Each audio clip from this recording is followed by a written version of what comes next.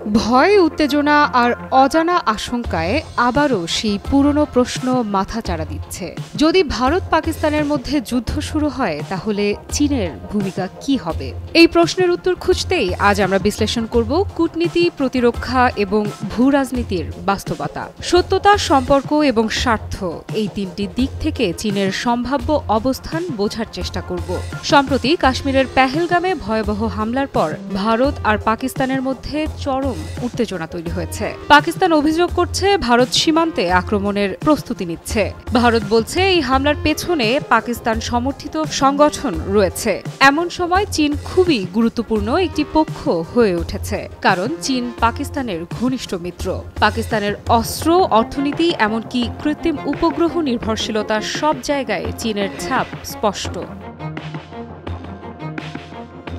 তাহলে প্রশ্ন হচ্ছে, চীন কি পাকিস্তানের পাশে দাঁড়াবে নাকি ভারতের সঙ্গে সম্পর্ক রক্ষায় সংযত থাকবে? এ বিষয়ে চীনের পররাষ্ট্রমন্ত্রী ওয়াং ই জানিয়েছেন তারা দুই দেশকেই সংযত থাকতে অনুরোধ করেছেন। তবে চীন বলেছে তারা পাকিস্তানের সার্বভৌমত্ব এবং প্রতিরক্ষা চেষ্টাকে সম্মান করে। এই কথায় আকারে ইঙ্গিতে পাকিস্তানের প্রতি সমর্থনের বার্তাই দিয়েছে বেইজিং। কিন্তু চীন জানে ভারতের সঙ্গে এখন সরাসরি সংঘাতে জড়ালে তাদের নিজস্ব অর্থনৈতিক ক্ষতি হবে। চীন ভারত বাণিজ্য বছরে কয়েকশো মিলিয়ন ডলার। এখন যুক্তরাষ্ট্রের সঙ্গে শুল্ক যুদ্ধে ফেঁসে থাকা চীন দ্বিতীয় কোনো ফ্রন্ট খুলতে চায় না। তাহলে কি যুদ্ধ হলে চীন সেনা পাঠাবে?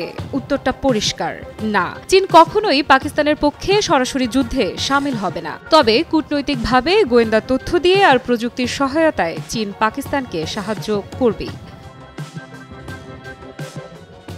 পাকিস্তানের সামরিক উপগ্রহ, অস্ত্র ব্যবস্থা, এসবের জন্য দেশটি চীনের ওপর বেশ নির্ভরশীল। চীন থেকে আসা PL-15 এবং SD-10 ক্ষেপণাস্ত্র পাকিস্তানের আধুনিক যুদ্ধ ক্ষমতার বড় ভরসা। 2019 সালের বালাকোট অভিযানের সময় পাকিস্তান যেভাবে চীনের কূটনৈতিক সমর্থন পেয়েছিল, এবারও হয়তো তেমন কিছু হতে পারে। চীন বলছে নিরপেক্ষ তদন্ত চায়, কিন্তু সেটাও পাকিস্তানপন্থী কৌশল, কারণ এতে করে ভারতের অবস্থান কিছুটা দুর্বল হয়। চীন বরাবরই বলেছে এই অঞ্চল শান্ত থাকলেই তাদের অর্থনৈতিক স্বার্থ সুরক্ষিত থাকে। সিপেক প্রজেক্ট, গদর বন্দর, পাকিস্তানের শত কোটি ডলারের বিনিয়োগ, এসব চীনের দৃষ্টিতে খুব গুরুত্বপূর্ণ।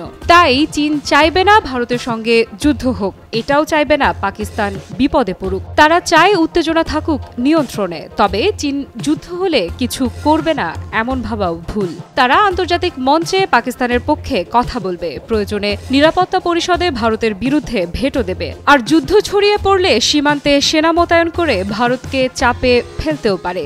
শেষ কথা হলো, চীন পাকিস্তানের পাশে থাকবে, তবে পেছনের সারিতে। তারা যুদ্ধ করবে না, কিন্তু পাকিস্তানকে একা ফেলবে না। চীন নিজের স্বার্থ দেখে চলে, আর সেই স্বার্থ বলছে যুদ্ধ নয়, কিন্তু পাকিস্তানের পক্ষে শক্তিশালী অবস্থান।